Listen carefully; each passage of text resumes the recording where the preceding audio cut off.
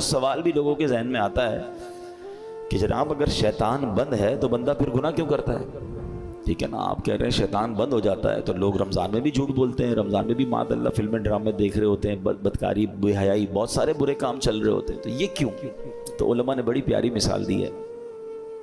کبھی سائیکل چلائی ہوگی آپ نے، تو فرمایا سائیکل چلاؤ، چلاتے رہیں اور کچھ دیر کے بعد سائیکل کے آپ پیڈل مارنا چھوڑ دیں، مگر سائیکل پھر بھی کافی دیر تک خود چلتی ہے کیونکہ پیڈل آپ نے پیچھے کافی مار لیے تھے۔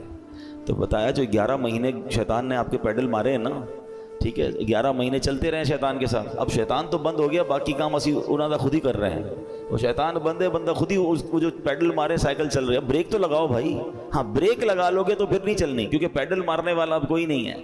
مگر مسئلہ یہ کہ ہم بریک مارنے کے لیے تیار نہیں ہوتے نا، ہماری جو عادتیں ہم اس کو کنٹینیو کر لیتے ہیں۔ معاذ اللہ جس کی جھوٹ بولنے کی عادت، بد نگاہی کی عادت، موبائل پر الٹی سیدھی چیزیں دیکھنے کی عادت، لڑائی جھگڑے کی عادت، گالی گلوچ کی عادت، حرام کمانے کی عادت، وہ رمضان میں اس لیے بند نہیں ہوتی کہ اس نے بریک نہیں لگاتا۔ وہ مجھے اور آپ کو ابھی سے بریک لگا لینا ہے، 3-4 دن تو شیطان سے لڑ لو یار، پھر تو ویسے ہی رمضان آ جائے گا، وہ بند ہو جائے گا۔ ابھی سے پریکٹس کرنی ہوگی۔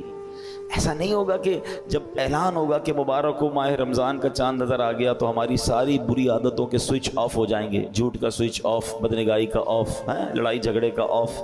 نہیں، وہ آپ کو آف خود کرنے پڑیں گے، اور ابھی سے کریں، اس کو پلان کریں کہ مجھے رمضان میں کوئی گناہ نہیں کرنا، رمضان نیکیوں کے لیے آ رہا ہے۔